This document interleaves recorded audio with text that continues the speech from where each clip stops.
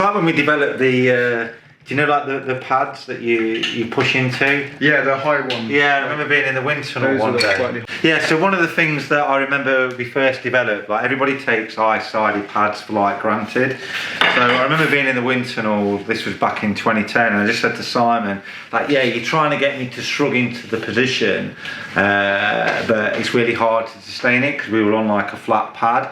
And now, you know, like everyone takes for granted that we've got like these new pads that you can kind of utilise. But that started, with Simon Smart back in like 2010.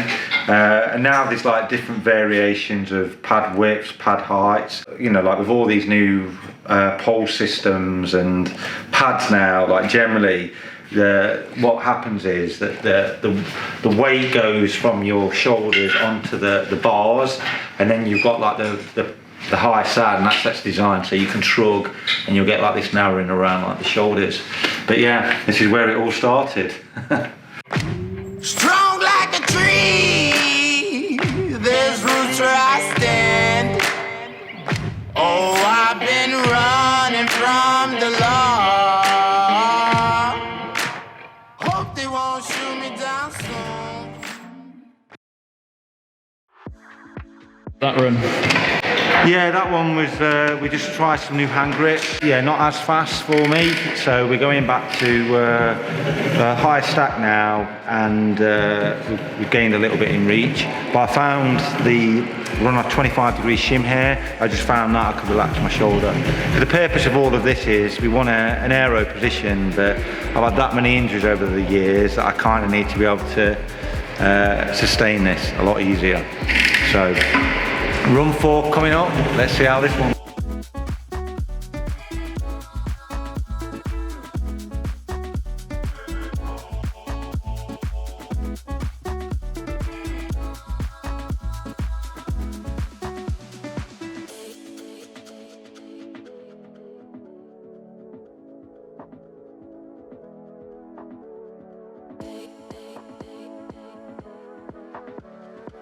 It's about 5 watts faster. Okay. And then if you, with your head sort of closing the gap, it was around 10 watts faster. But yeah, obviously maybe not sustainable. But with that pole, like, I think, like, what would be interesting with that, you know, I feel, because like, I feel like all the weight's going directly down the pole, you know, like the pad. If I could, it'd be interesting to know if that was wider. Do you know what I mean? Yes. And I can see. Yeah. Because I reckon I can train my body to hold that.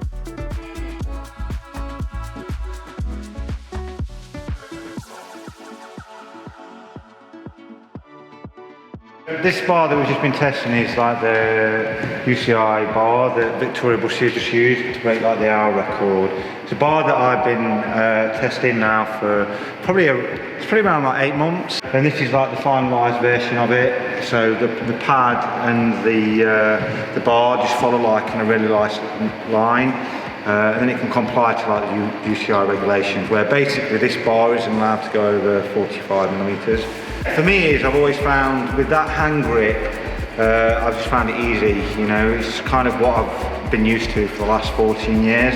So the next pole we're going to try is mainly aimed a bit more specifically like triathletes, and that's the 0.66. It's a bit wider, so it'll give a bit more support around like the forearm, but it puts the wrist in like a different position. So we'll just try that in different angles and see if we can kind of find any gain. But yeah, really satisfied like where I am at the minute. Yeah, so the previous D2Zero pole it's just like a lot shallower.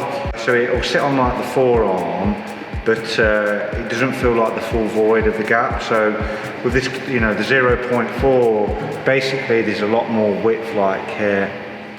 So all this position is going to do is just going to make sustaining the position a lot easier. And then obviously we're going to move on to like the 0.66, which is, again, it's just a fatter bar.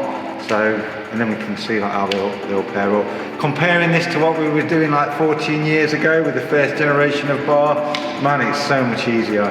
I'd love to be in this setup with my, I don't know, my old body back then. So we'll move on. We're down at, best one so far, I'm down at like 0.18. In this tunnel, the best I've ever been is like 0.175.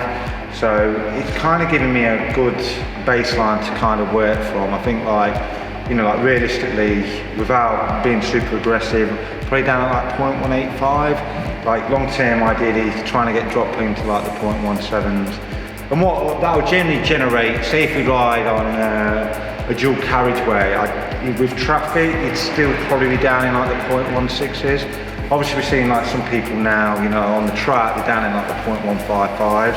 But the majority of triathletes trying to break like 2 is, you know, like 0.2 is, that's kind of the gold standard, which is quite hard. I'd say a lot of triathletes are around like 0.24. So, you know, like to try and get down to 0.185 is like a good 65 watts there realistically. So yeah, see where we end up.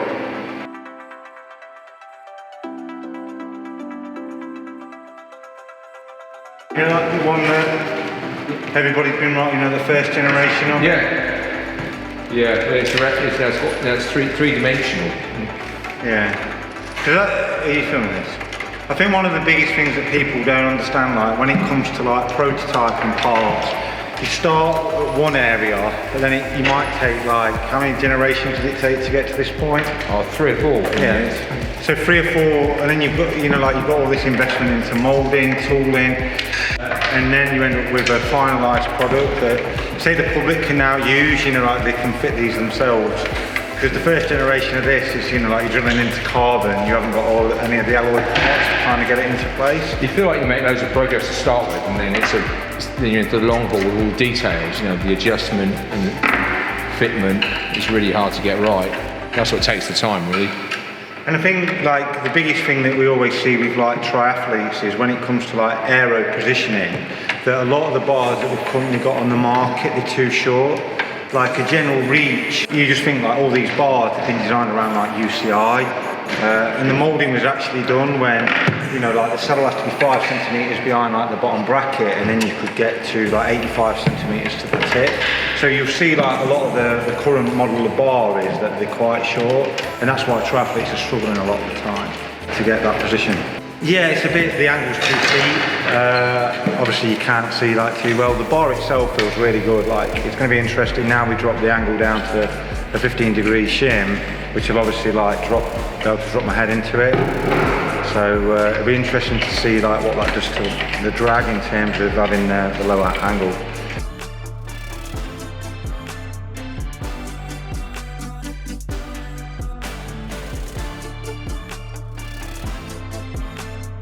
Conclusion of the day, what we found is that we've ended up on the 0.66, is that the new bar, Simon? That's right. Specifically aimed for like, well, all markets, triathletes, you're going to love this bar. It just makes holding the setup just so much easier.